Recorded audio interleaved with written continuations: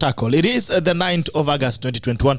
Ni 9 mwezi wa 8 mwaka 2021.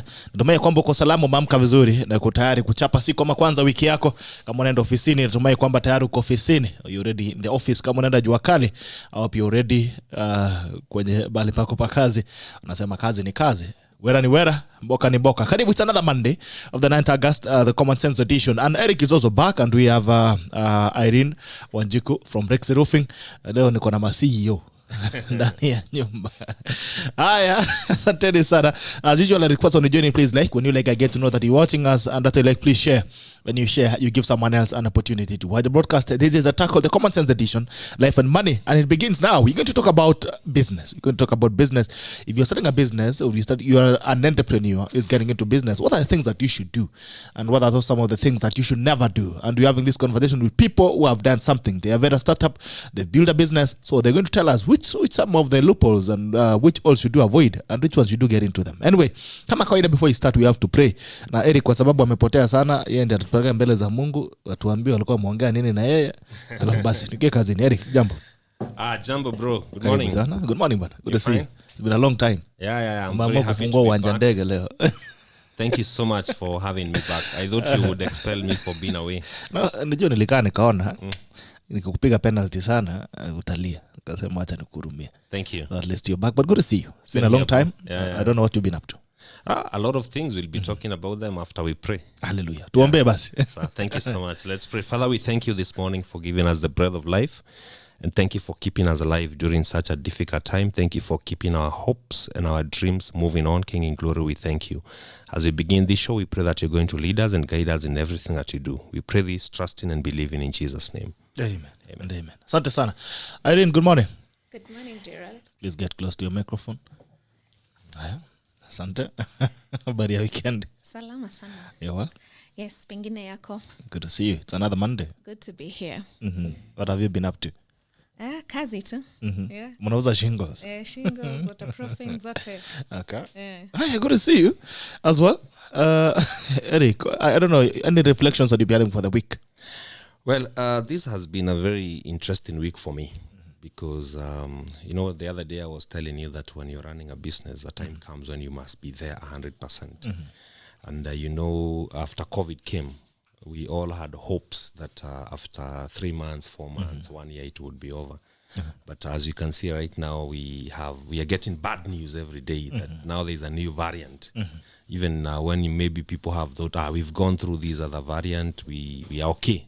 Now you're told, no, kuna ingine inakuja inaitwa Delta variant. Kuna version ingine inakuja. And it speaks on how life is uncertain. You will never be sure of life. Okay. Yeah, today you can think you're completely prepared for the challenges that are there. And then tomorrow there is a new challenge. And this speaks to me on the need to keep on redefining yourself. Yeah. Getting new skills. Yeah, becoming more resilient, building your emotional muscles, building your faith muscles, your spiritual muscles, to know that you will never be 100% control of this life. Yeah.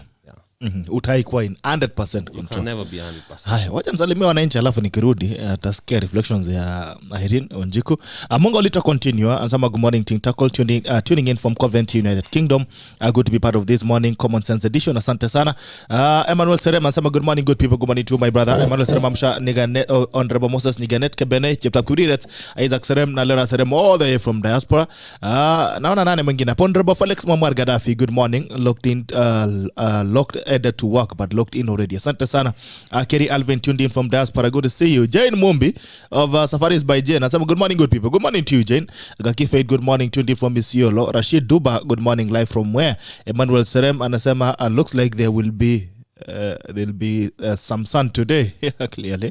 Bitok Jameli morning Team Tackle tuning in from Mombasa. Santa Pike Kimutai getting you live and clear from Deep State headquarters back to in studio. Hello. Okay. Simon Samuelson Thika and good morning bro. Nothing good and good morning panel and good morning panelists. Good morning to you Joche Kibet Bomet Papa Santa Simon Samuelson Thika. I'm watching live from Knox Vegas. Kamau morning from Nyeri. Wanaweza tuambia ni small business size zipi mtu anaweza anzisha and as little as 50k please, waiting for the advice. Haya. Tumeni maswali zenu. Kama mko na maswali ya biashara tafadhali tumeni hapa. Emmanuel Serempa say hi to Irene. Irene umesalimika. Na Emmanuel Serempa Kinyita live from Ruiru Kimbo, interesting topic. Asante. Jimmy Gakio, good morning. Edward Sonkogro, no, good morning. Team Tackle Mungu Mbele. Rosie Liala, Lady Tosha Rosie from Tarbo following live, good morning. Bito, good to see you Rosie, umepotea sana. Martin Tairo Msege architect mwenyewe anasema good morning. Bito salimia hao viongozi Irene and Eric. Asante sana ndugu yangu. Kimtai Diaz, good morning to Tackle listening from Bomet East. Kimutai umepotea sana mheshimiwa, good to see you. Rono Magut, good morning Gerald. Gerald Bitok locked in from Nandi County. Aya, asante. Irene, any reflections of you have for the week? I think I agree with what Eric is saying. Business, you keep, we try a lot to control risks as much as possible, you know, preventing risks that can affect your business. But it's also important that we learn that sometimes some things will be out of our control, and we keep learning as we go. I think one key thing that everybody needs in business is resilience, because I was telling this to Eric before, that you learn that as you're going, the challenges are not becoming less. Ideally, you'd think that, okay, if you are micro and then you become small and medium, that your challenges are supposed to be reducing. But in actual sense, they are growing. So the higher up you're going, the more the challenges they will become. So it's very important that, you know, when you're in business, that we develop a certain kind of resilience, that no matter what happens, we know that we can still be able to overcome and probably to even do better and become more innovative. I think times of problems like this also force you to be more innovative if you look at it in terms of how do I make this business sustainable. Then you start opening your mind to other products or other solutions or different ways of selling the same products that you have. So it's like growing up, you know, we used to be told when you grow up, you know, you'll become all these good things. Then you grow up and realize growing up is a scam. So it's like business. Maybe you always imagine that the more you grow, the more your business grows. You'd imagine that things would get easier, get better, at least. Maybe you imagine that since you can buy what you want, maybe you're like, whenever you want to fly to France, I can always go. But then you realize that the more the business grows, the more it wants you. Yes. You know, and the more it wants to get hold of you, the more the responsibilities as well. So anyway, I think that's a good. But my reflection for the weekend has to be the power of bouncing back. And this has to be with the Olympics in Tokyo. Look at Kipchoge. True. You know, Kipchoge, people started writing him off. And I remember some people saying that, you know, it's time for the giants to rest and to give room for young thugs to come up. We already at a place where we are saying, you know, we're giving up on you. We made jokes out of his blocked ear. Kuna sema ati nani anajua mahali tunaweza fungua masikio ya Kipchoge. And then he came back yesterday. And you could see when he came and he said, I'm going to bounce back. And you keep wondering, even with life alone, we've seen a lot of challenges since COVID came in. Personal life, business, anything. I mean, there's been all those setbacks, you know, falling back. Some people have fallen and have never risen. But then again, it tells you that there's always an opportunity to bounce back. True. It doesn't matter. Zingine biashara inaanguka wanasema ati huyu tuliwaambia izika. We told you. But then again, I think there's always room. There's always a chance to get up again. And the question is, so how long should you stay down? You see, Bitok, I love to give the example of insurance companies. You know, people like to have their vehicles sometimes written off, even after a very small accident. And the reason why they want the vehicles to be written off is so that they can be paid a brand new vehicle. But you know, insurance companies are not happy to write off your car. If it can be repaired, they want to repair it. So they will be very adamant to write your vehicle off, even if you want that vehicle to be written off. Why? Because the cost of writing off is too high. And that should be a reminder to all of us that you don't write yourself off because of every petty accident that broke your headlight. A chukura has stolen your side mirror. You want to write off. Write off. Yes. You have to be completely stubborn sometimes in life. Sometimes you will be written off by your family members. Sometimes you'll be written off by your friends, by your suppliers, by your customers. But you have to be completely adamant to accept that fate of being written off. Because when you write yourself off, it's very expensive. That is actually the beginning of somebody going into a total depression. Sometimes you can take a break to regather your energy. Sometimes you can take a completely different sport. You can take a completely different course. Just the other day, somebody was telling me, I'm just looking for something new to study. Because I feel completely exhausted with what I am doing. And those are some of the things that individuals can be able to do to redefine themselves, to rediscover themselves. Because yes, for sure, sometimes we all get fatigued in life. You could have followed a career for a long time and now you feel like it's not forthcoming. You could have followed a business for a long time and now you feel like it's not forthcoming. But if you write yourself off, it's not an easier path. It is a much more difficult path. So I want to encourage the viewer who is watching us this morning and is on that verge of writing themselves. And I want to tell them, no, you can write off a course. You can say, this didn't work for me. But that doesn't mean that your entire life is not going to work out.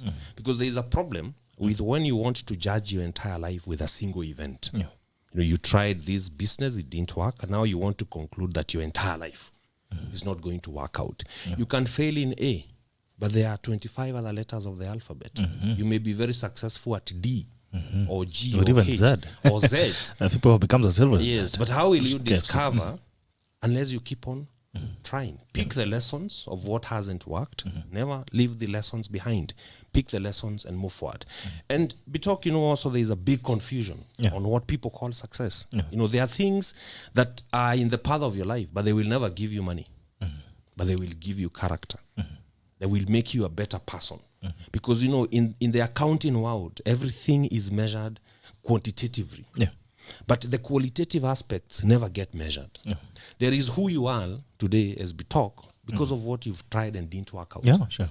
Maybe that's why you're humble. If everything you've done has worked out, maybe you wouldn't have space for a guy like Eric. You'd be saying, pana, ni kijana mdogo sana. Ni kijana mdogo sana sita deal na yeye. But because you know of the things that you have tried that didn't work kuanguka naye nimeanguka bro. So now you have the humility to listen to somebody who is struggling. You have the humility, you have the wisdom to mentor the other people. Okay. Yeah. Wow. All right.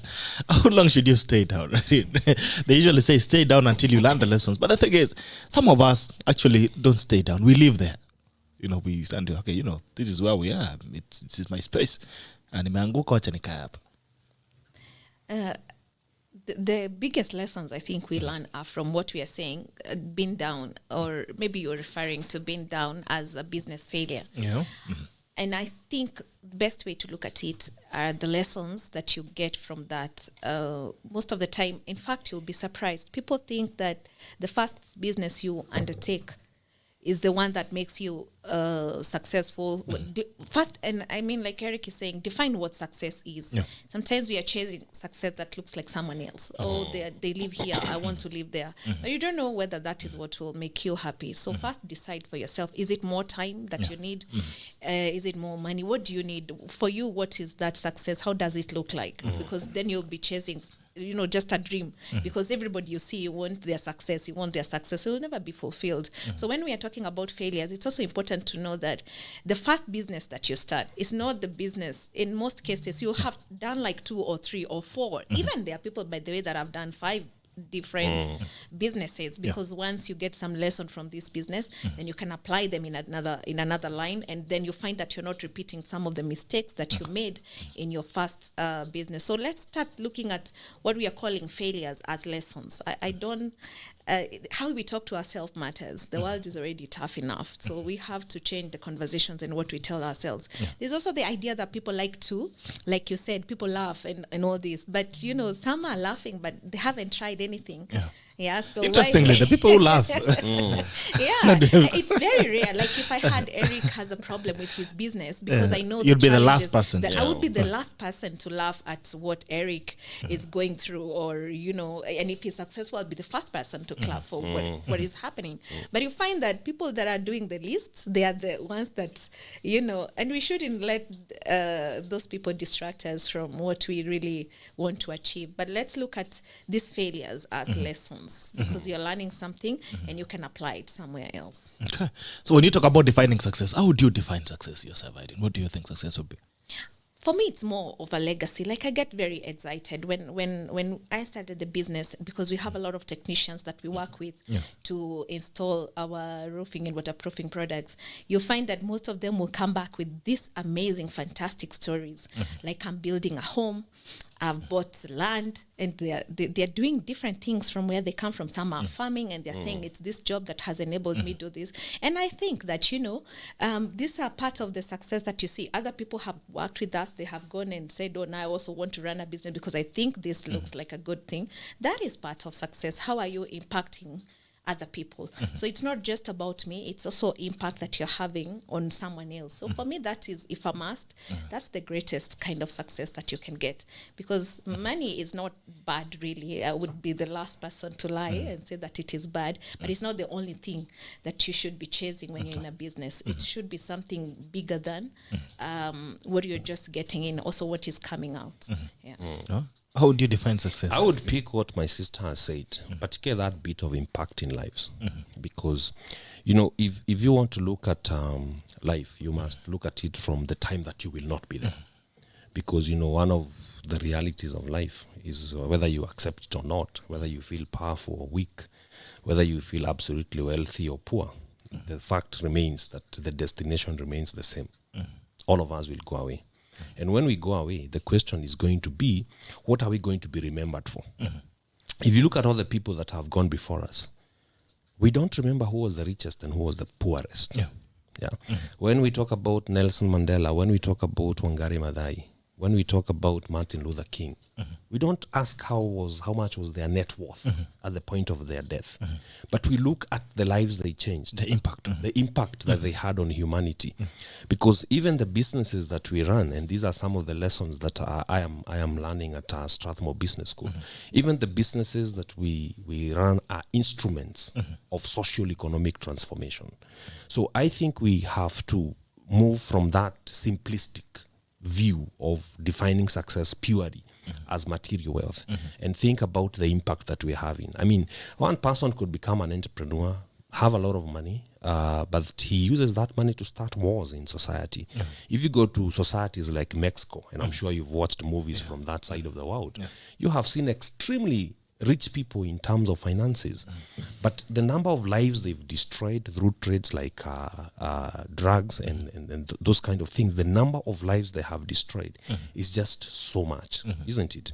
So we have to look at success from the point of how much did we give of ourselves? How much did we give of our intelligence, of our talents to truly impact lives positively? Starting with our own lives, our families, the communities that we come from, the lives of our customers, the lives of our employees. How much do we contribute to the community of human beings to try and make other people better? Wow. Okay, that's interesting. Anyway, before we delve in, I want us to have to get two definitions. One, what is a startup? Two, SMEs. We keep talking about SMEs. Nashindonga SME again. Mainly shangata kampuni zingine kubwa zinaitwa SMEs. And I keep wondering, okay, what's an SME? But anyway, let's start with startup. What is a startup? At what point do you call a company a startup? At what point does it stop being a startup? Well, a startup is very simple. It's a business that is starting up. I mean, you just pick the meaning from the words. I mean, it's a business that is starting up. Bitalk wants to, say, for example, venture into dairy farming. The day you buy that first cow, you are a half cow. You cannot buy half a cow. Well, I started my chicken business with one feather. Yes. That is definitely motivational speaker. That is definitely a starter because you're starting. Yeah. When it comes to MSMEs, micro, small, and medium-sized enterprises, I think the definitions depends on who is defining. Sometimes when it is the government defining, they want to define the business. Maybe most of the times from the perspective of the number of people that it employs, and they will have a scale that says that if you employ from 0 to this number of people, you are micro. If you employ from this number of people to this number of people, you're medium. If you employ like that. Then also there is the perspective of turnover. How much business are you turning around? So sometimes you will find that a business can be small from the perspective of the number of people it employs, but from the perspective of turnovers, it is a medium-sized enterprise or it is a small enterprise. So really, it really depends on who is defining the business. Is it somebody who is interested in how many people you employ? Of course, the government is interested in the number of people that businesses employ, because that creates, a lot of change in terms of levels of employment for the country, which is a good thing. Then the bank, of course, will be interested in turnovers. You can have a business that employs only 2 people. So to the government, it's small, but it's turning millions. So to the bank, it's not really small. It's medium or it's large, depending on the amount of business it is pushing. It is good to remember also that the industry that the business is in will also determine on how it's viewed. So, for example, people that are in manufacturing, as compared to people who are in services, you may find that the people who are in manufacturing, because of the inputs and all that, their turnovers can be very, very high. Depending on what product they are manufacturing. Now you will find that the people who are in services, if for example somebody is running a salon, even if they are doing turnovers of say 20-30 million shillings in a year, that's really big business, because you will find this is a service. They do not have a lot of cost in terms of inputs, because they are offering services as compared to a business that is in something like manufacturing. So really, whether it's small, medium, or large, depends a lot on who is defining it. Is it the financial institution, or is it the government, or who is defining the business? Or even you, the owner of the business. Or even you, the owner of the business. Say, man, this is a first time. If it's the owner of the business, also it will depend a lot on how you define your business. It depends on the circumstances. If you're a single man, if you're defining it to carry, you'll define it different. Yes. And if you're a single man looking for a lady to marry, you will tell her, I'm running a very big business. Enyewe that becomes the nandi, lakini sasa shida hii uongo inazamanga mapema. Lakini akisema babake anafanya KRA, sasa ilikuwa jokes. Because unaweza tembelewa. So you're running a big business and this is the much you pay. Yeah. I don't know if you have any other definition of the two things. Well, like Eric is saying, they are all different ways. You can talk about the number of employees. I think from 10 to below 10, it falls under SMEs. More than that, then you're starting to go into medium. Again, turnover. What are you turning over? So it's really the definition has been there, and it matters. Like you're saying, somebody with a big business. So when you're saying big business, also probably you're referring to their turnover, because you can refer to either the turnover or the number of employees that they are having. Yeah, but they're also, of course, what has been given by, let's say, World Bank and such organizations to look at it. But at the end of it, it comes to how your business is also using those parameters. All right. Interestingly, I think there's some research here as well. Some numbers that most businesses, actually almost over 60%, fail between the first year of startup and up to 80% within the first 5 years. So it means that a lot of business that we start, in 5 years, we could not be having a business. If we all start business today, in the next 5 years, the probability that all of us will be on the streets is 80%.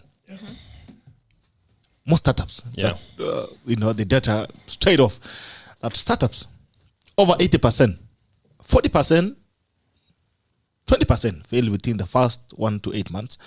45%, I think, to around first year. By the time you're doing 5 years, 80% of startups would have failed. And you keep wondering, okay, why do startups fail? Very big question, but I think sometimes the reasons as to why startups fail can be very, very obvious. Sometimes they will be blamed on, or not really blamed, but they will be placed on the person starting the business. Sometimes it will be external forces. And let's take a few examples. When you start a business, you have your motivations. Yeah, why are you starting this business? Yeah, so there are people who will be starting a business because they don't like where they work. They're hitting back at the boss. They want to show the boss that I can also be a boss. So, that is a very misplaced motivation to start a business. You may not have the psyche to keep running that business 3 years down the line when you're not interacting with the boss. Yeah, so you will find that if somebody starts a business under such motivation, then they will not have the energy required to wither, the challenges of running that particular business. So the motivation really, really matters. Now, of course, there is the issue of capital. Okay? So sometimes when you start a business, you have your own projections in mind. But you don't know whether those projections will work.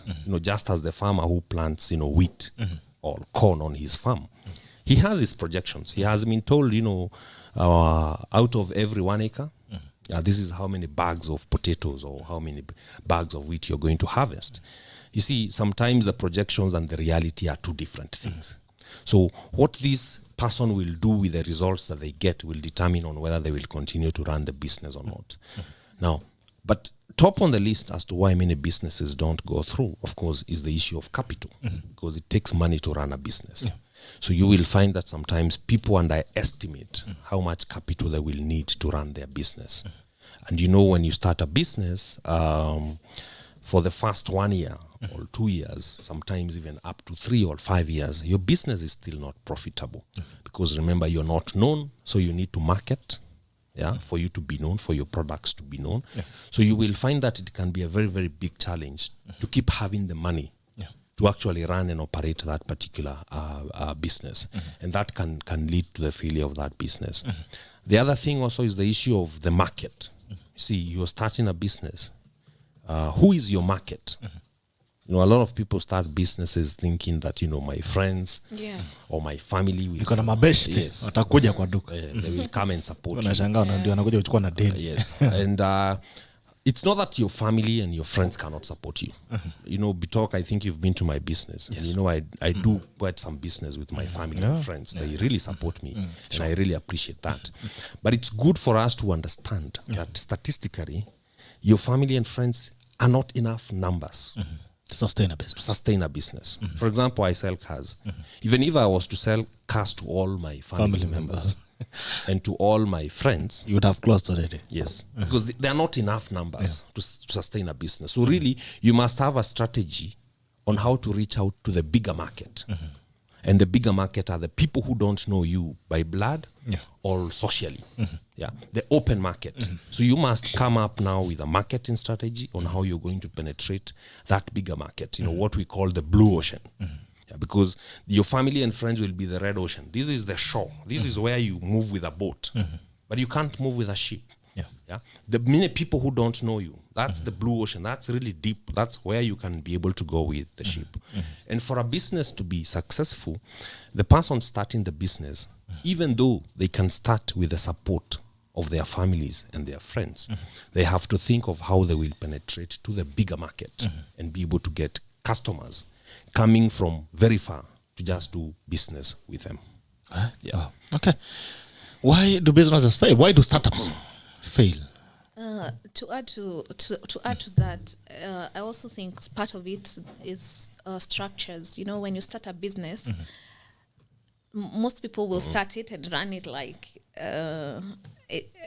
the money that comes into the business is also the money that they want to. If a client pays you, let's say, they pay me to supply them with my roofing shingles. Now, when I start the business, I don't have proper structures. It means that I'll take the money, probably go to Eric, purchase the latest car that he will be showcasing that week. And by the time the client is coming, I do not have the money to supply whatever it is they want. So most people are lacking that, the structures to start the business. And then the idea that you're going into business because you want to become your own boss. I always say that's the biggest lie. In fact, no one has more bosses than... Very true. So if you're motivated and saying, I don't want to answer to anyone, you will be in for a road shock and you'll probably not last beyond a year. True. So these are really some of the things that we are finding. And marketing. People don't want to market. You talk about, come and showcase your product, maybe at the tackle, and someone saying, I've experienced that. That's very, it's expensive. Well, it's expensive not to market because nobody will know where you are and nobody will really even care about your business because people are not going to look for you. You have to look for people when you start a business. And so you find If you're not willing to do it, then your chances of success might be very limited. Look at even at Coca-Cola. These are some of the very oldest brands, yet they are still doing. They're never marketing. resting. Why are they doing it? There must be a reason. There must be numbers that they are using to support that. But you find that people will be like, oh no, they don't want to do this. I just want the money to come. It will not come. Yeah. So the structures are important. How you market your business, and at the same time, integrity, because if you've been entrusted with some money, especially businesses that you're able to get a deposit before you deliver, you must be able to do that. Yeah. I think I would ask, Irene, for instance, in your case, what has kept you going? Because I think your company now is almost 10 years. Yeah. Right. What has kept, because you're a young person, you started our business. What has kept you going? What has kept Rexe growing every time, and it's still here? What are some of the things that you would say these are the foundational issues that have kept the company afloat? When I started the business, I already had some, I was working in the construction industry. So I already had a background that I knew what are the challenges, because business is about solving a problem. You're not just in business, like we've said, it's not for yourself. So I had first to identify what challenge people are facing, be it contractors or homeowners or industry consultants, what are their issues, so that in that case, you have a good idea of why you're getting into business. The problem of people when they get into business is they copy paste. I just want to do this because somebody else is doing it.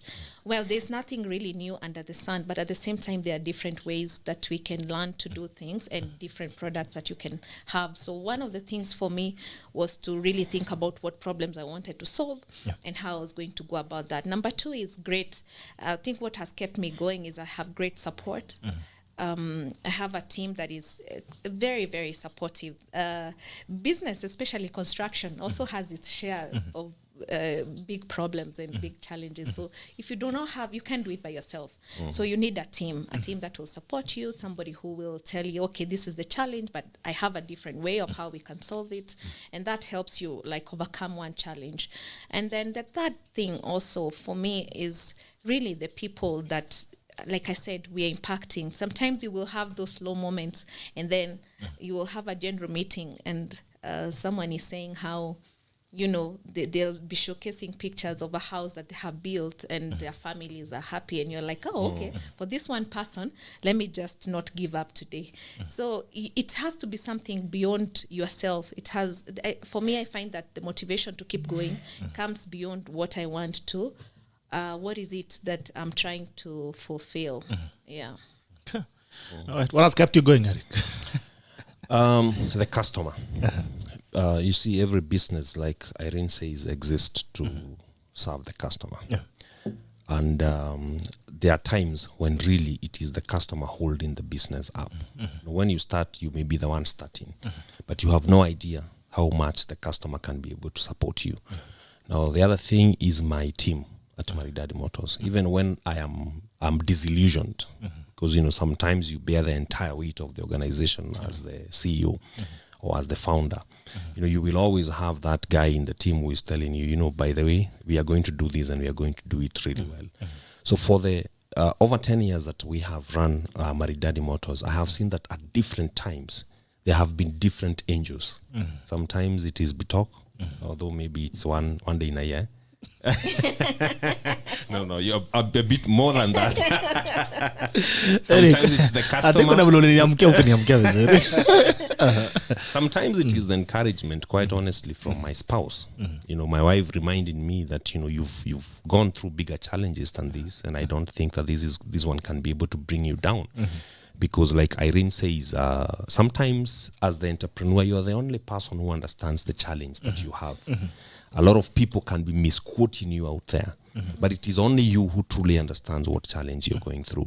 And we live in a very shallow society, so to speak. People in our society are not thorough when it comes to research. Like just the other day we were discussing it at Strathmore Business School with a group of entrepreneurs and our lecturers, and saying that we've had very many businesses fail in this country, big businesses, including banks.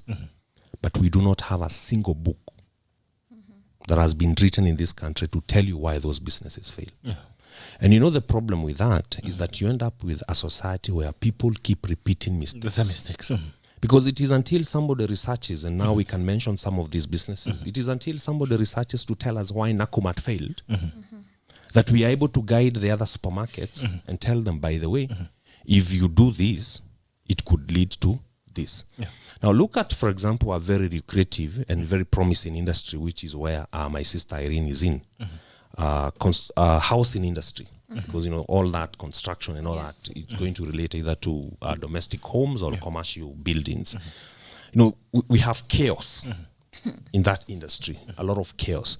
But in that chaos we have big opportunities, because you can be sure that every person who is growing up will at one point need a home. So the human need for homes is not in question. But there is nobody who is really geared to look at, okay, we are hearing there is noise about this company, but what really is going on? So what we are quick to do is to blame. Just pick the entrepreneur who was running this supermarket. The troll. He's the scapegoat. Who was running this business? He's the scapegoat. Now the problem with that is that there are no lessons picked. And you see, one of the ways that we can benefit from the businesses that don't work is to pick lessons that will improve the next generation of entrepreneurs.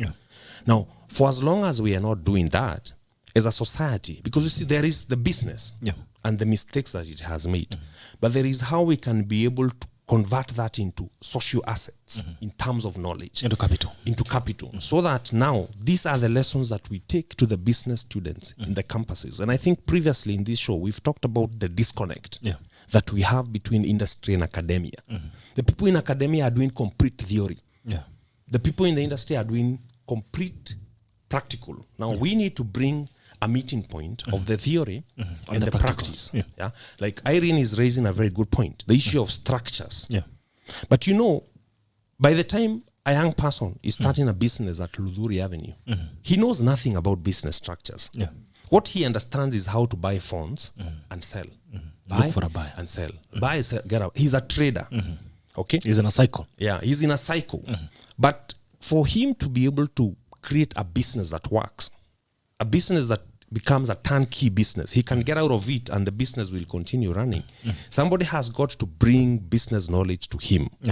And that is completely lacking in our society. And these are some of the things that we have to begin to do, not necessarily even just through academia. I have been also challenging other entrepreneurs and telling them it's time we start having symposiums where we come together and exchange ideas. It is time we get vulnerable, because you see, entrepreneurs are always feeling emotionally insecure that I don't want people to know the challenges in my business. But there is no perfect business. Even the biggest business today could go down. What we learned through COVID, for example, the companies that cried the loudest were the biggest companies. Airlines, for example, are the quickest to say, if we don't get government funding, we are going to go down. So there is nothing really criminal about you having challenges in your business, if only you can come out and talk about them. Okay, wow. And there's something, this is something that the talk that has brought about knowledge transition, and you keep wondering, is it that Africans are mean? Is it that we are selfish? Because all the stories we read about business are from outside. But we have successful businesses. When you ask an African businessman, and this person is doing well. We never have stories from Africa of people who have built enterprise. People have died, and the only story we hear is, I used to sell charcoal. Like let's look at Njenga Karume, for instance. He built an empire. But what do you remember about him? That I used to sell charcoal. But it doesn't tell us how was the growth been like. What are some of the things that he has done right that someone else should do right? Business that have collapsed as well. Look at Nakumatt, for instance. Successful business, did well, gave its touch on the market as a brand. It's fallen down. Nobody is telling us why it fell down, why it was successful, and why it fell down. So that people who are building business like Irene and Eric, you have brands that are growing. Probably in the next 10 years, it's one of the biggest brands in the country. But nobody will tell you how you fail when you're big. Correct. Because sometimes growing big is scary. Look at companies like Multiple. Multiple years has been an amazing company. Grown thousands of vehicles on the road. But today, it's being auctioned left, right, and center. It's fighting insolvency. So we don't tell these stories of success. Africans struggle to tell how I became successful, how I built an empire. But when things that have, we love sad stories. The African mindset, Bitok, is based on a scarcity mentality in a big way, whereby if you discover how to make the best chapatis, course, you hide in the bush. Sometimes it works because you see, like now the entire Coke business is based on a formula that we do not understand. But there is a way in which an abundance mentality says that, if we share the general knowledge on how to make every business successful, then everybody thrives more. Yeah. Because if people are more economically empowered, they will buy more cars. They will build more houses. Irene will benefit. I will benefit. They will have more to advertise. Trio Media will also benefit. But if you end up in a market where everybody has a shilling to spend, then you can't move as a society. But to be very honest with you, Gerard, if we go back and if I just apply some psychology into this, the African society is not a very creative and innovative society. And I'll give you a very simple example. The African hut, the African hut, like a house that the African man used to live in. Rocket. Do you realize that thing is the same shape across almost all Africans? Yeah. The question you ask yourself is, how comes nobody thought of a different shape? Today, now we have very many different shapes of houses. Now we even have different roofing tiles that Irene is pushing that are looking very good. In fact, you should put it on your roof. But for the African hut, it had the same roof. Yeah. Nobody even thought of using a different way. Nobody thought, let me roof mine with animal skins. Everybody was thinking about grass. It is basically a copy-paste society. Everybody is like, what is Bitok doing for him to be wearing such a nice suit? Then I'll go and do exactly that. I also want to do it. And that is why you will find that this is going to be translated in everything that we're going to do. Because I will ask you right now to go to all the universities in this country and show me the one university that is investing very well in research and development. We don't invest in research and development. We do not believe in somebody sitting down with a microscope to try and research and develop a solution for a particular problem. We don't believe in funding that. Like huyo mtu anafanya, you want to have somebody doing manual work that you actually understand. As we do not understand that thing of innovation. I have visited companies, in Asia, and the first department at the door is called R&D. Is on research and development. People who are just sitting down to ask what problems are people having out there that we can solve. What problem are we solving at a cost of X, which if we brought a better technology, we can be able to solve at a cost of half of X. So their businesses continue becoming more and more efficient. But our businesses do not become more and more efficient. They become more and more inefficient. It is a very big challenge and a very embarrassing thing. For example, that for the time that, for example, myself, I have gotten into the Kenyan economy. This economy has only developed only one company that I can talk about, Safaricom, which has a lot of significant help from outside. All the local companies that I knew when I was growing up in high school, most of them have gone down. They are being auctioned. We need to ask ourselves exactly what is wrong. Because it's not just the owners of the businesses that have a problem. The moment you have a business that once employed 4,000 people going down, being auctioned, we need to question everybody who was involved in that business. We need to question the entrepreneur. We need to question the employees. We need to question the government. We need to question the credit system that is now auctioning the business. We need to ask what went wrong, who did wrong. Was the business choked by the credit system? Was it choked by the incapacity of the entrepreneur? Was it brought down by the bad work ethics of our society in terms of employees? What brought down this business? Because these businesses, Gerard, to be very honest with you, are brought down by a compound of problems, not just one issue. What are your thoughts on that, Irene, as well? Yeah, true. I mean, I think we have a problem also of, someone said it's called the crab mentality. But if I see you going up, instead of finding a way how I can lift you up, I want to bring you down. And this is why probably also we don't have people talking about their business challenges, because somebody will be there saying, I knew that you're going to fail, or I knew this was going to happen to you. And it's very disturbing because we are not normalizing being authentic and speaking about these things, and even like Eric is saying, documenting them, because would avoid so many problems. It said experience is the best teacher, but we never live long enough to have all the experiences. So sometimes we have to learn through the experiences of other people. But how many people are going to come openly and say, this is what I did wrong with my business. I borrowed so much for expansion, or I hired wrong, or the structures were not there. I did not go out there to try and get the knowledge that I did not have. And also we are usually afraid. Like you will find there are so many opportunities where we are learning about business. I saw you did the OPM, but people may not do it because you're thinking, oh, maybe if I go to this, might somebody think I don't know what I'm doing. There's nothing wrong with asking for signing up for programs. As business owners, we don't like the programs because we are feeling everybody knows, I must know this, but you don't have to know everything, and you have to be open to learning. Go for programs like what Eric did. I did also similar programs at Strathmore and USIU. Why? Because you can only grow your people to the level that you're growing.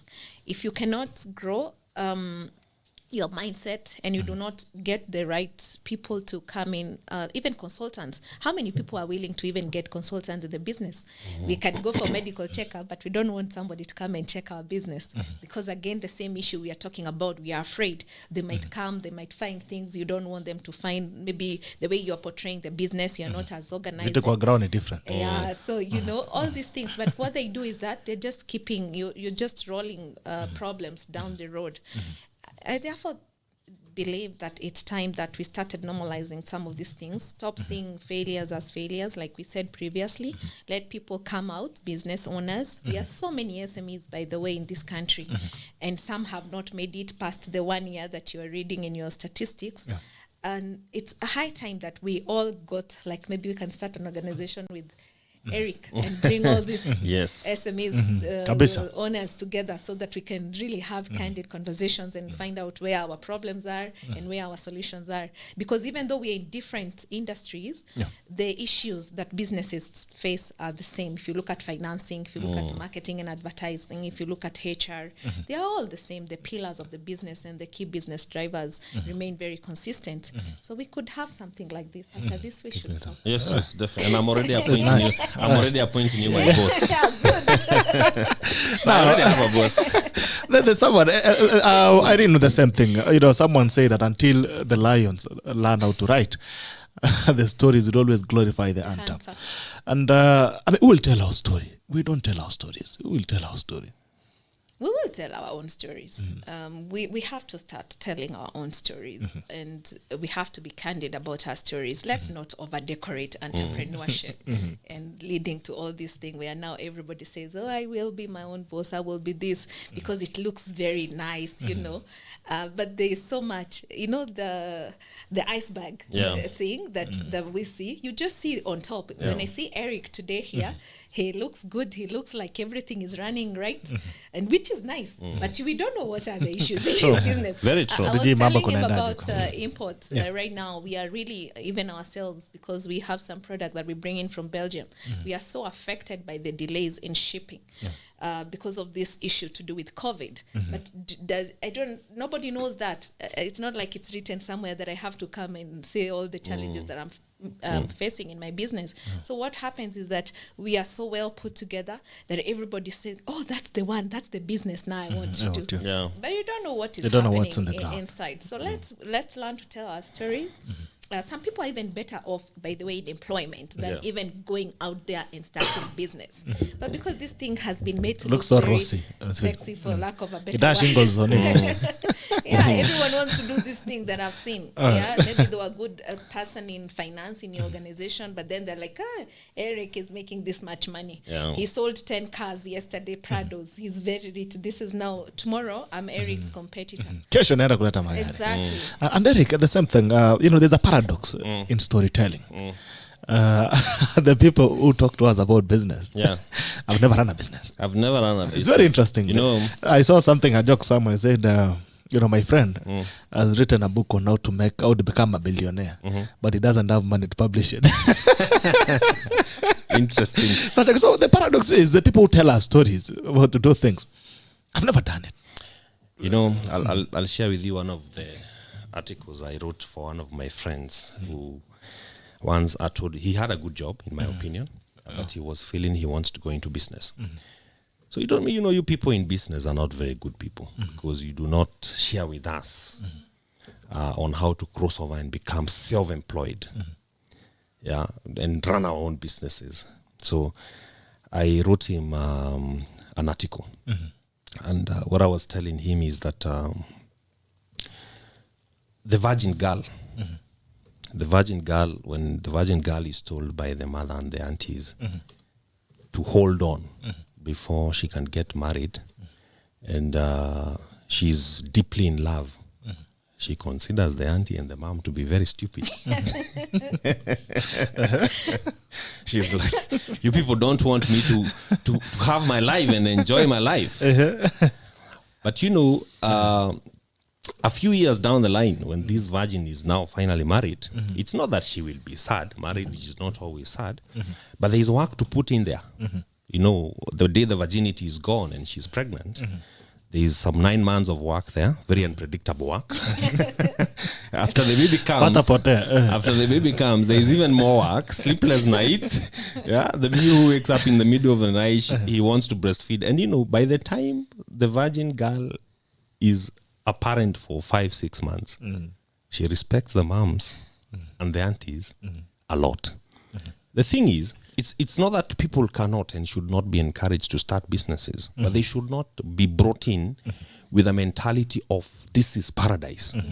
The mentality that the people who are employed are suffering, and the mentality that the rescue plan for them is to start businesses is completely wrong. And I tell my team, and I talk to my team very candidly, and they talk back to me, and I tell them, the truth of the matter is that all of us cannot start businesses. It's not viable. There's somebody who is wired to help me shape my business. And I need that person desperately, because even though I can come up with a vision of how the business should operate, I may not have the right attitude, the right talent to be able to shape that business into what it should be. So really what we should be doing as a society is to make people, have dignity in what they do. If somebody is gifted as an accountant, what business do you have with the person who is gifted as an accountant? Try to convert that person into an entrepreneur. You will torture them to death. I'm not saying that accountants cannot run businesses. They can. If somebody is wired to just be a good person in customer service, welcome customers, smile, and that's what they are wired for. Now you want to give them the whole burden of understanding the balance sheet, the trial balance, the vision, deal with their tax issues, deal with the landlords and all that. It's going to be too much work for them. The point is this, be talk, and we need to be very candid. Every teacher cannot own a school. Every nurse cannot own a clinic. Every doctor cannot own a hospital. We need to make people comfortable to do that which they are wired to do. And then have the few people who are wired to operate and run businesses be able to do that. And then they get supported by all these people.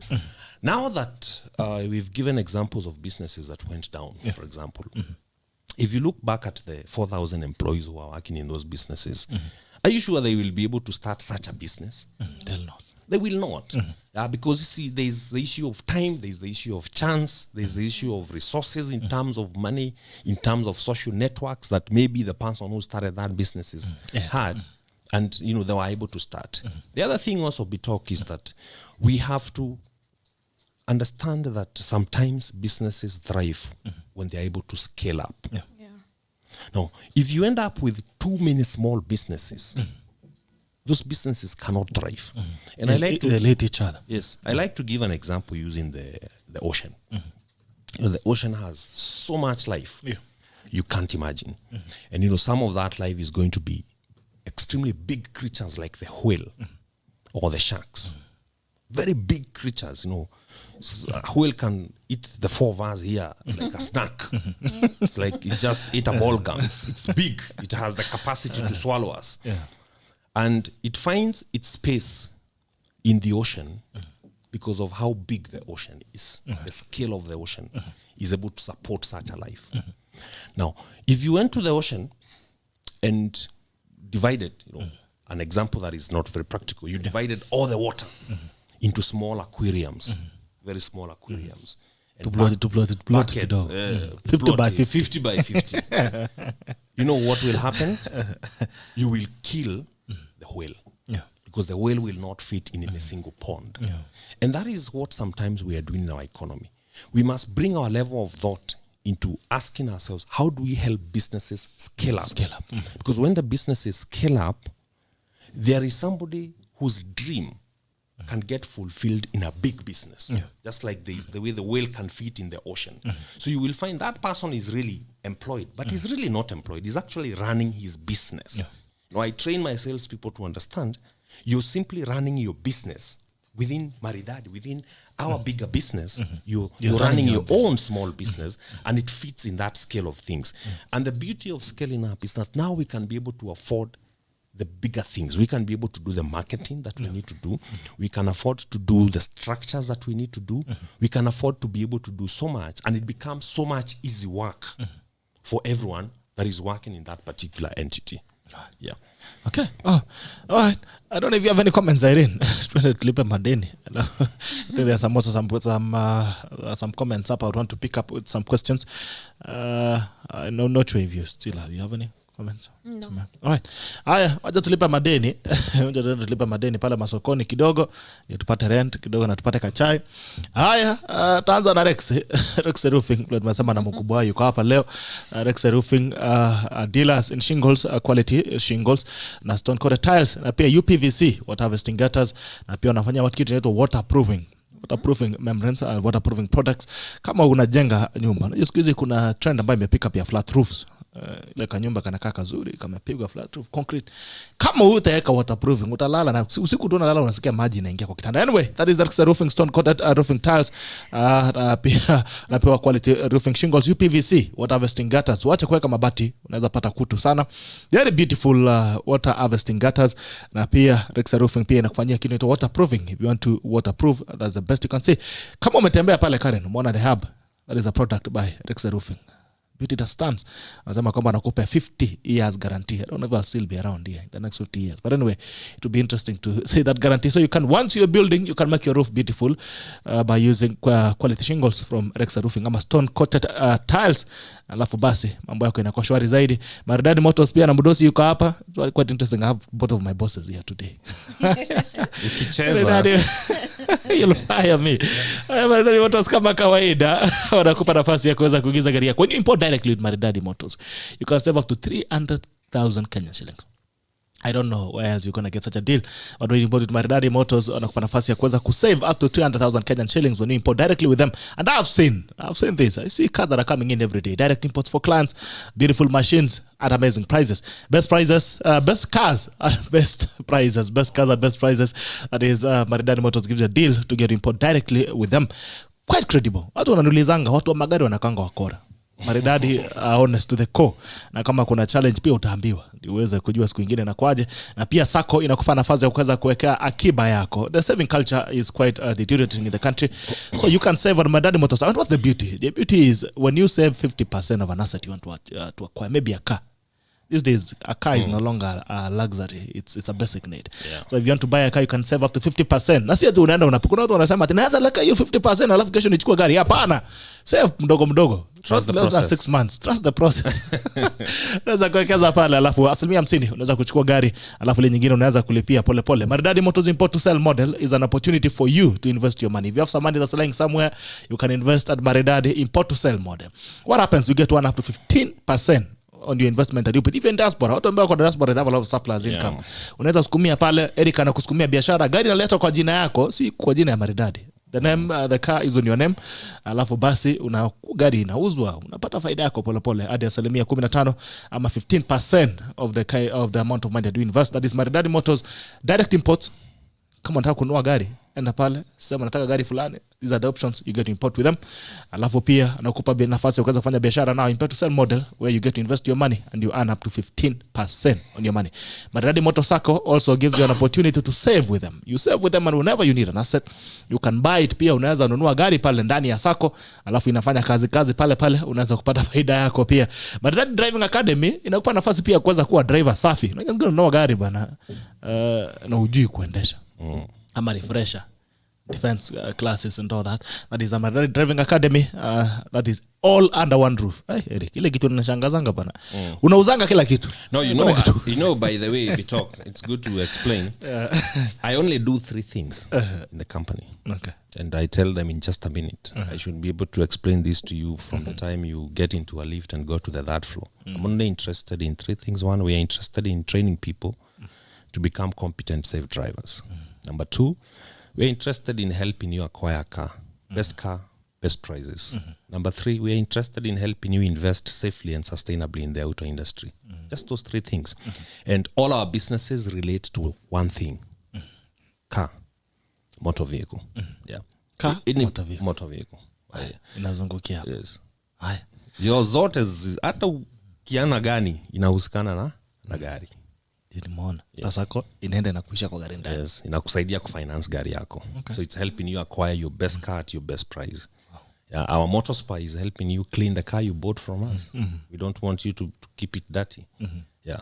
Our driving school. I think that's very innovative, like the circle also, to have, so that you save and then you can buy the car. Yeah. It's an innovative way of doing it. Hata ukiendesha ukisikia mtu anduthi amekaribia unasimama kwanza apite. Yes.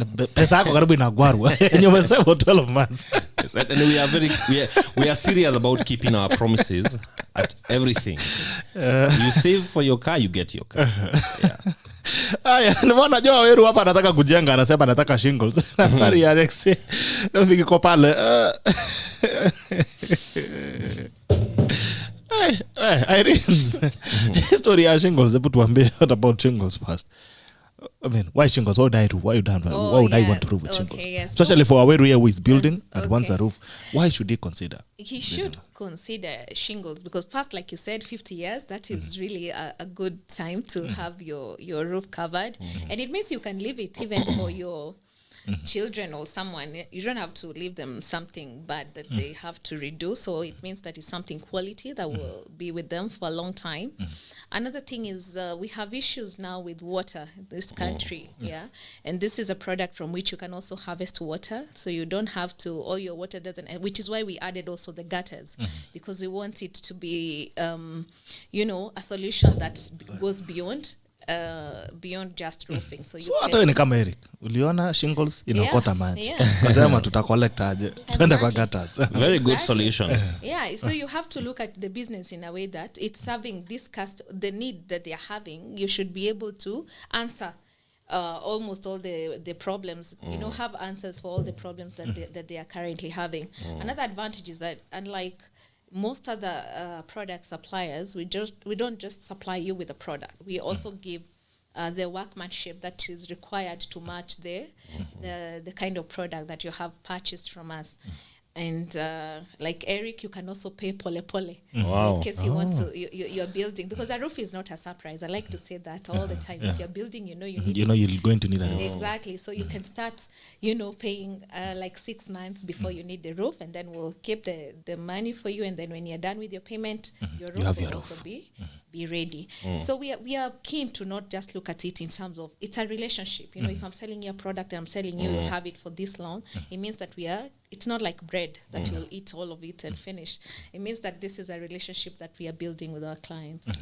Amazing. Sasa nikuambia pole anajenga. He'll need a roof. You know, he will need a roof. I have friends who are building. He'll need a roof. And not a lot of people. So there's a day he gave me depression. It was on a Saturday. It was on a Saturday. It was on a Friday. I think it was a Friday. So we're just hanging around, and then this guy tells me, we're doing it to Tembeki dog. I've never been depressed that much. The houses that people are building. I mean. And that's why they need new innovative product, to keep up with the quality and the kind of houses that they are building. You don't want to build such a nice house and then you have, just ordinary roofing in your house. It has the quality must match. Alright. So that's why we are here. Haya, nimeona Weru anasema anajenga nataka kutengeneza. Sasa tumia number, just inbox me your number, then I'll share it with Irene. Then someone will call you from Rexe Roofing. Please just inbox your number. Domi king. Domi mwenye anasema shingles are beautiful. Hata wewe weka nyumba. Domi is also building. So these are a lot. I have a lot of crooks for you. A lot of you need to get into, need to get to net them. Anyway, that is Maridady Motors and Rexe Roofing. Maridady Motors nimewambia mambo yao na Rexe Roofing ndio wao pia. They cover your roof. Roofing your world. Alright. You should roof your world. True. Anyway, kuna maswali hapa. I think I would want us to have, oh guys, by the way, tunalipishanga lakini hatulipishi leo. Tunawapea free. Now, there's a question here that has come up from the audience before we go a bit deep into the issues of the day. Joe Aweru is saying, amazing that the two guests are in my line of business. I'm a car importer and a supplier to showrooms like Maridady. I also have started my first house project, 3-bedroom bungalows for sale, roofing and show cost yake. Haya, skuma namba. Maxine Natasha na Mukoya, Samukoya. It's a nice for the two guests I'm in construction industry. Asante Ilari Limo. We wait for Asians and Wazungu to write books on our behalf. Okay. Pauline Cherop, procrastinating also affects a business growth. Okay. Mercy Ingeta says, I offer accounting and consultancy services, though I have no physical office. How do I win trust of those I'm willing to serve? I've identified a gap because most of the SMEs are unable to evaluate their business performance. This is a need which I'm hoping to address. Good question. You know, in marketing, of course, there are those factors that will drive your marketing. And if, for example, that person is talking about offering consultancy services, you will find that the formula for marketing of services is different from the formula for the marketing of goods, you know, tangible products. You know, if I'm selling you a laptop, you know, I'm able to bring you the laptop and show you the laptop, touch the laptop, give you the specifications. Yes. Oh, yeah. And it's kind of easier to market products. But now for that kind of a person who is selling consultancy services, you will find that services are not tangible. You know, you can't touch them. The other thing about services also is that every service is a promise. The customer is paying you, believing that you're going to deliver, you know, the service you're talking about. So I just want to encourage her and tell her, therefore, for them, having a physical office or space as a representation of their service, because the service is not visible, it's not tangible, is very, very important. And the good thing today is that there are very innovative ways of having a physical location. For example, shared workspaces. And we have a lot of companies that are doing shared workspaces. Even in a town like Nakuru, I remember when we were setting up our office in Nakuru, the building where we are at, there is a company there that is offering a shared workspace where you can use it on demand. You need to meet with a client there. You can meet them there for 300 bob, I think, in a day. Then also for her, if she is in consultancy of accounting, you will find that every consultant is good in a particular area. It's the same way lawyers. You have lawyers who are good in family law, commercial law, criminal law. So you will find that for them, it becomes important for them to come together as a team. So you will find for somebody like her or him, they can come up, 5 accountants, 10 of them, and be able to take an office of even say 20,000, a good office, and they will be paying 2,000 a month. Sometimes life becomes difficult because we are trying to do things alone. You're trying to lift the entire load alone. I want to encourage her that if the physical office is a hindrance for them to build confidence, let her team up with other people. Let her look for somebody who already has an office and is struggling to pay rent. Could be offering a completely different service or a completely different business. But as long as they can be able to agree on values and ethics, then they can have a shared office where every person is paying a fraction of the cost. Okay. All right. Look for the next question. To go to okay. Ila Limo says Kenyan like paperwork. Kenyans like paperwork and reading seminars but never implement what they learn. Yeah, that's what I'm saying. The paradox is the people who tell the stories have no story. Abbas Njuguna, sadly in Africa, an inventor is more likely to be jailed for introducing something new because we always believe that anything good must be imported, but locally but locally are dangerous. Okay. Pauline Cherop Bitoga also run a cleaning service company. If any need arises, please get in touch. By the way, I also do corona disinfection in households. Sanda, Harold, I normally conclude in African education system is a consumer based. After the graduation, well equipped with knowledge, we all query for employment, and none or very or few wants to create employment through practicing expertise with knowledge they acquired. Secondly, business and entrepreneurship goes down because of the punitive taxation laws drafted in Kenya. All right.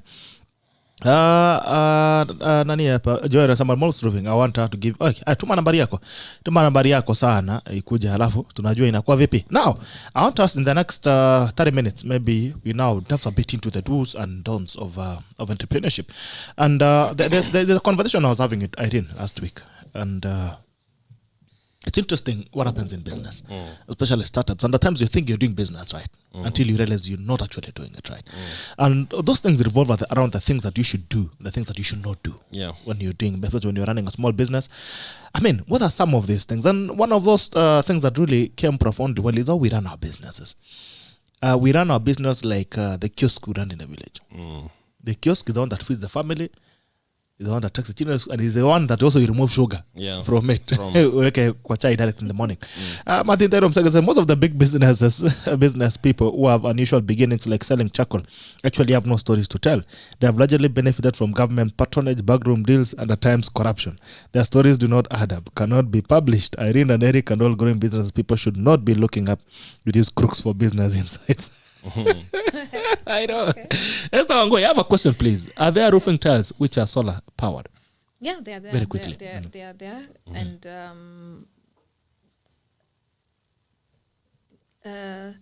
I wanted to say the cost is a bit prohibitive to get them here, because sometimes people are asking, but when you give the prices, the quotations, they shy away. Yeah, but yes, they are there. Okay, Zico. Oh. And I think I'll start with you. Where I come from, they say the mouth is yours. The mouth is still yours. All right. What are some of the things that we'll start with the don'ts? Start with you, Ariel. So like I said, let's not, we have to have some structures when we start businesses, because the idea of the business is not just to take care of you. You have your people, your team that you have to take care of, and you cannot be everywhere and do everything alone. So we have to have some structures that govern. You find most people, when they are running a business, the business is the one that it's a lifestyle business most of the time. And so what that means is that there is no budget. You're not carrying out any budget. When the money comes, that is how now you start meeting all the other needs that come up. And needs will never end. They are there, and they keep growing. So we need to have processes that help us do that. We also have to be keen on getting help. Sometimes you find, probably as a business owner, you are better at marketing, or you could be having one skill and you don't have another skill. There's nothing wrong with saying, I need a consultant who can come into my business, or I need to talk to Eric who is having better strength than I have. So there's nothing wrong in saying, this is my weakness, but if I meet somebody with this strength, then I'm able to also balance out my strength and my weaknesses. The other don't is, I mean, this is like a do advertise, yeah? I struggle with these people. And then advertise.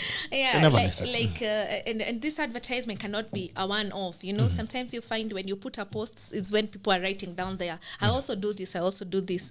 But that may not, you know, after that, it has to be very consistent, because that is quite inconsistent. So let people learn that to talk about your business, like even the person who is asking about the cleaning business, she has to get the business out there, or even the accounting services that are being offered. And then above all, you know, have the integrity that when you're being asked to deliver, you will deliver, so that also these people can refer you to other clients. Yeah, I mean, at the end of the day, business is 80% selling, so you have to always be selling. Okay. What are the do's? What was I was talking about the... She was talking about the do's. No, you're talking about the don'ts. What are the do's? All right. Anyway, there's something else that we talk about, you know, the business capture. You know, sometimes, and I think she brought it out somehow in a subtle way. about when you think you're going to start your business so that you can be your own boss, then you realize that you get there and realize actually you're even more, you're a bigger slave. And most businesses are slaves to clients. Yeah. I mean, your business could easily collapse because of a client. Yeah. And there's something Irene was mentioning about the key client. Issue of saying, maybe, you anatushikilia peke yake, and you keep revolving around that person. And your business, when this person is not moving, you also don't move. Irene, maybe you can expound on that, then we get back to it. So in the business, I would say business is about also eradicating, looking at your risks and eradicating those, or trying to rather, because you cannot also have a risk-proof business, but you can look at the major risks that you have. And one of the issues I see a lot with with new entrepreneurs or startups is that they're looking for that one client who can solve all the needs. Like you want to have, assuming you are targeting revenues of 10 million a month, and you are looking for one or two clients that are going to give you the 10 million. So it means if you get two, it's 5 million. Now you have your 10 million. But the chances of defaulting on these clients means that they will completely paralyze you. Like you cannot do anything because they don't pay, or they are not able to pay, or they've decided they no longer need the services. So your risk is very high. So this key customer risk, it has to be mitigated. You have to look at the revenues you want and then spread it through a larger number of clients that will give you the same results that you want, so that you're not always, you hear a lot of entrepreneurs will be saying, I have this client that haven't paid me. And because they haven't paid me, now I cannot pay you.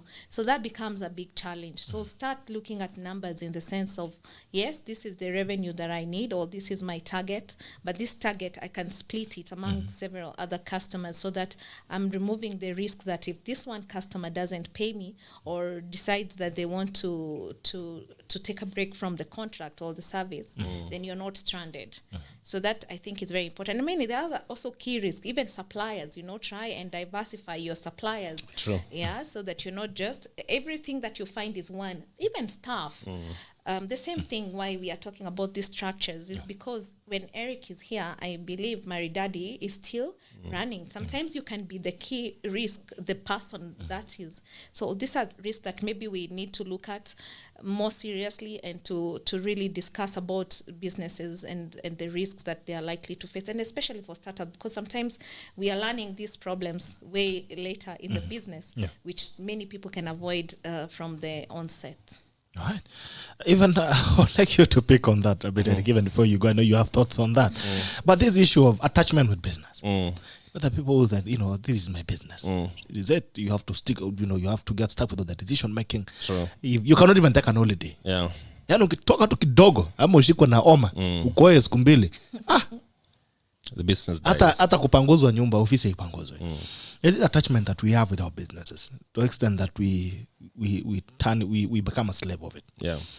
What did you tell entrepreneurs about that? I would say there has to be a balance. It is both good and bad. Good in that you have to understand as the entrepreneur that the business really finds its initial life from you, you as a person. So your value system, your character and everything is going to define and shape this business. Okay. That is good in that the values that you adhere to as an individual. If you believe in justice, then you want to run a just business. If you believe in honesty and integrity, then you want to run a business that is honest and has integrity. If you believe in excellence and continuous improvement, which are things that I really believe in, then you want to run a business that exudes that. But to the extent that now the business is so emotionally attached to you that you cannot let it go. You cannot, just like bringing up a kid. Just the other day, one of our friends had his son going to high school. And it was a very emotional moment because the mom was crying. And she was crying out of love, and that feeling of, this is my baby now, I'm letting my baby go to the world. And, we were just encouraging her and telling her that this is what growing up is really all about. You have to let the young man go out there and be himself. And even for us entrepreneurs, our businesses are like that. They're like our kids. Sometimes you have to let them go. Yes, sometimes they sleep next to you. Yeah, sometimes you just add a coat next to your bed. Yeah, because the kid is 4 months or 6 months or 1 year. But as they grow up, you take her to the next room. Now she's becoming more independent. But she goes to a day school where you drop them. They grow a bit more, you send them to the school bus. You start getting picked by the school bus. But when they grow up full, you take them to a boarding school, right? Within the country, maybe within the county or 2 counties across where you can go and have visiting. But a time will come when you can send them to the world and tell Australia. them, yes, I have prepared you for the world. Just go out there and serve. And I think our businesses have to follow the same trajectory. That is when it needs you the most. But really, if it continues like that 10, 15 years down the line, it means 2 things. One, you're not growing yourself. As an entrepreneur, you're not growing. And also your business is not growing. You must be able to trust other people to do these things for you. So some of my do's, like one of the do's that I strongly believe in is building a strong team. Yeah. And building a strong team is going to mean a lot. You have to spend time with them. You have to explain the vision to them. You have to explain your values to them. Yeah, why you do things the way you do them, and why you believe certain things should not be done and certain things should be done. Because remember, the person who joins your business today does not understand its history. Or the vision. Or the vision, does not understand the challenges that you're coming from, does not understand the mistakes you made before, and you don't want to repeat them. So it is until you sit down with them and explain to them. And I like to give an example. A kid who is born in Netherlands today, will grow up behind dikes. You remember the walls that we were learning about that hold the water yeah, from the reclaimed land. You see, that kid sees a wall, but doesn't see the big picture. Yeah. In fact, he wonders, why can't you bring down this wall? Why do we need this wall? He doesn't know that that is the wall that holds the country, that holds where they live. They live courtesy of that wall. And sometimes businesses are like that. The intern that you hire tomorrow may not understand why you want certain things done in a particular way. They do not see the full relevance. So you have to keep on retraining them and talking to them, bringing consultants so that they can be able to explain from an external view why some of those things are very, very important. Yeah. All right. The do's and don'ts. The do's and don'ts, I've said one is an entrepreneur. Number one, you have to build a team. Build a strong team. Remember, it is the team that works when you can't work. It is the team that works when you're tired. You will find that a business, see, like now today, maybe, say, for example, when I take data from our call center, you will find that the call center could talk to 200 people in a day. Yeah. How do you do that as an individual? You will go mad. You have to trust somebody to do it for you. Yeah, so you have to build the team. You have to build the relationships. You need the suppliers. See, like now, as we deal with exporters from Japan and other countries, you cannot be able to deal with the suppliers in a day, deal with the employee issues in a day, deal with the tax issues in a day, deal with the regulatory issues in a day. You're dealing with clearing agents. A business, no matter how small, has very many stakeholders. You can't deal with all those stakeholders yourself as the entrepreneur, as the business grows. You have to delegate some of those responsibilities to your team and make the team understand you will be the one dealing with the landlords, for example. You'll be the one dealing with customer complaints. Why are you doing that? You're doing that so that you have the sanity as a human being. Because if I am doing this show and I am getting 150 calls on my phone, how can I function? You know, there is one time when I was doing an exam, I find that Irene and I have gone to the same institutions. I was doing an exam at USIU. We'll start by telling you that I passed that exam. What do you say? But by the time I did that exam for 2.5 hours, I had about 120 missed calls. And I think that is the day I realized this is bigger than I can operate on my own. Because some of those calls are repeated, but these are people who are feeling, I have business with you, I need to talk to you. So you have to create the team, then create the structures, create the processes, and make sure that the people in the team understand the values of your business. These are the do's. And that ensures that every customer who walks in is going to walk out happy. The promise is going to be kept by the brand. Wow. Yeah. Okay. That's incredible. Aya, sikia maneno simu. But anyway, I think Kenyans, we have a problem, or Africans actually, and also another thing that we need to look at is the transition. We have a very poor transition mechanism or transition strategy. Most businesses that are being auctioned today, the vision bearers maybe died, or something happened to them, and suddenly we have new people who have the business in their hands and they don't know what to do with it. They don't know their vision. And I think the Asians are doing something different. When you go to an Asian shop on a Saturday, when you'll find a small boy, 7-year-old or 6-year-old, and then, hey, kijana pea yeye change. It's the one who's going to, opening up the cash out, picking up some money and giving you the change. They're learning on the job. Yeah. When they're in university, we are sending our children who are in campus saying, maybe let them go on an holiday, Zanzibar, let them go and enjoy their time. These guys are working with them. Yeah. The children are there. And you find that those businesses survive generations, even more than 5 generations downwards. I was having a sitting with Deaf Kid guy sometimes back. I'd gone there. And you'd be really interested to see how far they have come from people who hiked on a train, came to Kenya and built an enterprise over time. And you see that there's a business that has a solid transition strategy. Yeah. The children are already in the system. They're already learning at work. We have a poor transition mechanism as Africans. Where do we fail at that? I remember sometimes my father used to tell me, nikiwa mdogo, when I touch his radio, wewe chana radio yangu kwa mwendo jikazo nunue yako. Ni yangu, wendo tafuta ujitafutie yako. We have this thing that what is ours is ours. You should never touch it. What is wrong with Africans and transition? I think Eric had mentioned a little bit of that. I do, because I see it going a lot with the scarcity mentality. That, if you touch this radio and break it, this is it. Affording another one will take 10 years. Yeah. So we operate a lot from a place, I would say, of fear and the scarcity mentality, and it's a culture problem.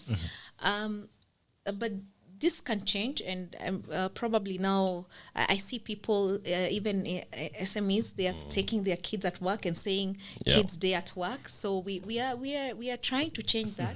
And also there's a lot of greed, I would say, because look at what happens sometimes. You ask a relative to come into the business, and maybe they can learn something in the business. But the moment they get into your business, their first thought is, how quickly can I learn what you're doing so that I can go and, again, be my own boss, so that I can go and do exactly the same thing that you're doing.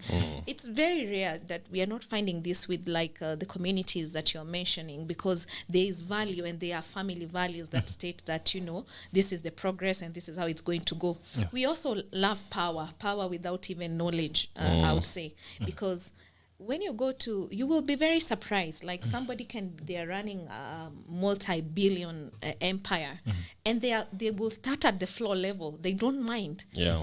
They don't mind starting from from the bottom. At very low level, so that they can climb and learn with the business.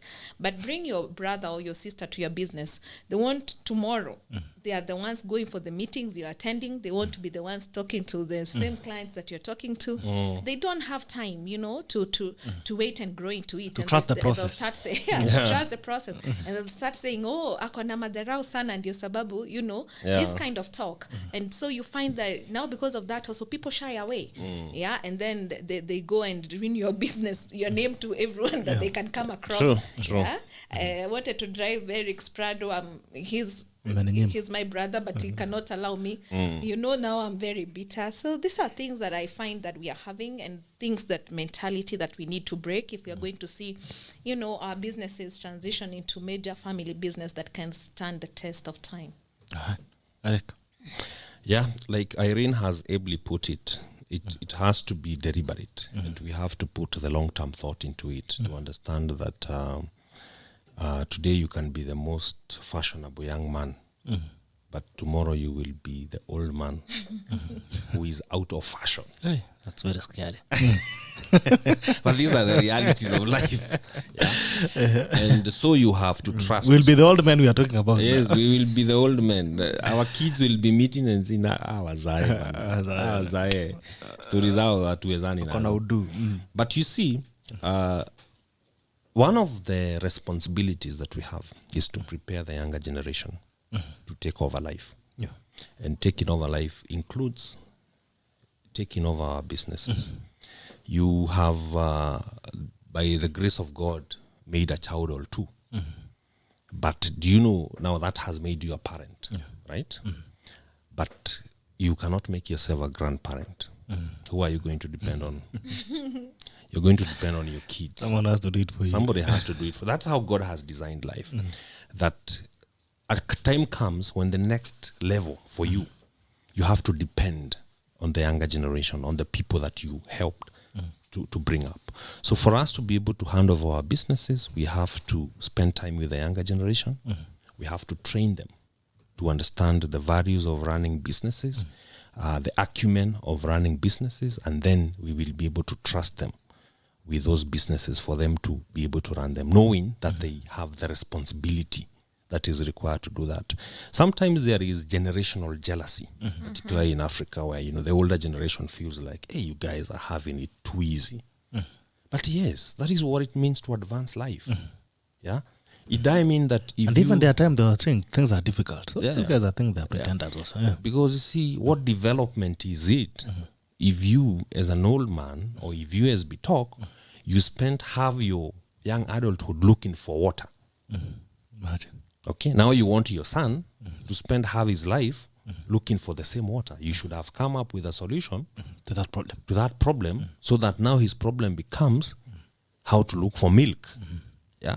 So if across different generations our struggle remains the same, it's crap, it's nonsense. And those are some of the questions that we need to ask ourselves, even at a national level. Yeah.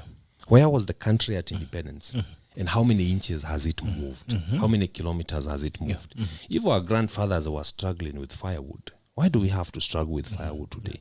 If they were struggling with good hospitals, good schools, Why do you have to struggle? clean with water, why do we have to struggle with that? It means that generations somewhere have failed. Failed, Yeah. So we have to make sure that at least we solve the problems at the bottom of the pyramid, so that the coming generation is going to solve problems on the higher level of the pyramid. And that way we end up with a good and a better society for everybody. All right. Yeah. All right, guys. I think we're going to wind up. I want to take your tackle of the day, Irene. If you have any last remarks. So the last remarks for the day, because I think this business conversation needs to continue. It needs to continue. Yes, because there's so much more that we can talk about and see other enterprises grow, and maybe we all learn from each other. But the most important part is to work on eradicating this, the scarcity mentality and thinking about failures in terms of, like I said earlier, in terms of the lessons that we are learning. Let's not, it's really interesting. People that do worse things, they are not even criminalized as much as an entrepreneur who has not made it. You'd almost think that they've done the worst crime. So we need to stop that attitude of, I'm waiting for this person to fail so that I can rejoice, or I'm going to do whatever it takes and maybe go to policymakers so that I can see them struggling. One person struggling does not make your life better. Yeah, so we can all uplift each other, and we can all learn something from So the lesser people we have on this at the bottom of the pyramid, the better. Yes, the better. Yeah, for an empowered economy. Yeah. All right. Okay. Eric? Doing your best. Okay. See, doing your best doesn't mean doing what everybody approves. The Maasai boy who is living in a pastoralist society will leave his house today in the morning to go and take care of goats. Yeah. He can be an excellent boy in that task that is available to him. Taking care of the gods. Taking care of the goats. And that could get him noticed to go and run the world somewhere. Wow. Now, because we live in social media, we have tried to come up with one way and one method of defining success. But I want to tell the person who is listening to us today, if you're a waiter, you have to do your best as a waiter. If you're a kinyozi, you need to do your best as a kinyozi. Forget about how another person is going to define success. It's about doing the best that you can be able to do today. Yeah. If you are a father, if you are a mother, it is about you trying to be the best father, the best mother, that you can be able to do today. It is those simple things that will make you happy in life. Forget about the other things that people want to use to define their own success. Define your own success by doing the best with what you have today. And that is what is going to give you an opportunity to be noticed, to have more. Just as the Bible says. Those who will be trusted with little will be trusted with more. Yeah. Oh, okay. If you're selling cars, sell until we'll know they are lived a car dealer. Yes. If you're roofing homes, roof them until everywhere we go, all we see is shingles. Yes. Shingles. Yeah. Even in the villages, the huts are made of shingles. And we'll be happy. Yes. There's a interesting question here from Tairo. And they're saying, any thoughts on scaling up in the consultancy industry? We are 99.9%. Very specific, 99.9% of the business is dependent on the person. As a consultant, even the law does not recognize my company. I have to take personal responsibility for anything done by my company. What are your thoughts on that? I think it was on the conversation of detaching yourself from The your business. Yeah. I want to challenge Dairo to go and look at somebody called Stephen Covey. And Stephen Covey has written a number of books, including the very famous book called The Seven Habits, of Highly Effective People. As we speak, Stephen Covey is dead. Yeah. He actually died in a bicycle accident. He was riding the bike and he fell and he died. Very, very simple and bad death. But the last time I attended a seminar by the Stephen Covey Institute, I paid 88,000 shillings. And it was then that I was actually realizing the founder of this consultancy is actually dead.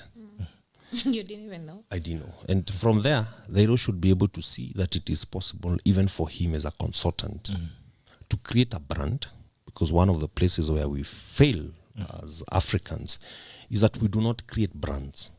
We create trading businesses. We are just interested in the transactions, the buying and the selling. But other parts of the world, they create businesses that they can sell. Yeah, and somebody is going to continue with that brand because that brand has a legacy. Has earned a place in the marketplace. And Dairo can be able to learn a lot from such a person. It is possible for them to scale up.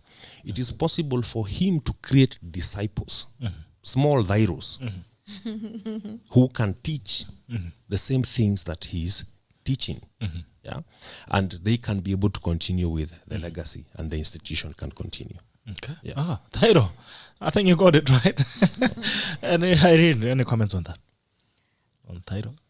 Yes, he can also innovate or inside the same consultancy. The skill that he has, he can replicate it, and also I know he's an architect, so there are also other things that he can do in line of the practice that he is in. Now we are also having a lot of people going into build and design, so there's really value add. What other value can he add that needs other people, so that he's not feeling like everything in the business is all on him? There's also issues of partnerships. Maybe we'll look at this next time about how to choose partners for your business, because just because you're a consultant, it doesn't mean that you cannot have partners. But of course, this also come with their own share of risks, which needs a whole another 2 hours. Yeah, I think that's really important to have that discussion on partnership. Yeah. On capital. Someone as well on Twitter was saying we talk about venture capitalism, venture capital and all that. I think there's a lot. This conversation we cannot end it here today. I think we need to keep it. But there are also companies that I don't know who owns. They're not paying me to advertise. But anyway, I don't know who owns Deloitte. I don't know who owns PricewaterhouseCoopers. Yeah. These are service industries. Yeah. We don't know. They have big brands. Yeah. They have a stamp in the market, but we don't know who owns them. Yeah, we don't know who. So maybe that's where we can get to. Even when you are dead, I think you're still alive. Because your legacy lives on. There's someone else who also told me that also inheritance is very dangerous. Even as we talk about leaving something for our children, the danger of not being the one of the vision can also finish you. Even as you look at the inheritance, we also need to discuss, what are the dangers? It's a thin line. You see, the problem we talk is that what we call inheritance in this side of the world is just basically material wealth. But you see also values. You can inherit values, you can inherit knowledge. Yeah, you can inherit values and inherit knowledge. And most of the times, if there's a mismatch between the wealth, the material wealth that a generation inherits vis-a-vis the values that they inherit, if there is a mismatch, that wealth will definitely get lost. it will evaporate. Yes. All right. Thank you, lady and gentlemen, for coming in today. It's been a pleasure having you on the Common Sense edition on the Monday of 9th August. I hope to see you guys again and keep doing what you're doing. I mean, these are the lions now. We want to hear the stories from the lions. You are learning how to ride. Can you call my wife and tell her that? You didn't give us time to kutuma salamu. Hapa bwana poleni again. Kwa ni hapa yenu nitatuma salamu kwa kila mtu ambaye alikuwa anataka kusalimiwa na wao majamaa. Thanks for coming. It's been a pleasure. Let's keep doing this. I mean, I've always said this, and the reason why I even decided to start this platform is because I feel the more conversations we have, the better. Yes. A conversation at a time. Yeah. It doesn't matter how small it feels, but once you've said something, it will land somewhere. Yeah. Someone will come up one day and say, because of what you guys said on the 9th of August 2021, this is how I'm doing my business differently, and this has thrived. Anyway, thank you so much for coming in. We value your presence. My pleasure. Also, the guys, the tacklers, thank you so much. I always tell you that without you, the tackle could never be. Because on YouTube and on Facebook, the diaspora guys who keep us going every day. And also those guys who have sent in their questions and comments, we really appreciate you. Until tomorrow, instead of the nation, I hope you guys will have a very, very great Monday. And I hope everything that we've discussed today, you're going to implement it in your business. If you have any query that you still want to send, you can send it to my inbox. Then on Monday, we'll decide where to pick from. We'll start first of all with the questions and the queries that you have. We hope you're going to add value to your business. Lakini amka pia, enda uchape kazi. Najua hii kitu motivation bila kazi mbaya sana. Niliona wengine alikuwa anakimbiza rhino. Anyway, mambo yangu ni ngumu. Tuonane. Bye bye. This is a tackle and it ends now. We love you.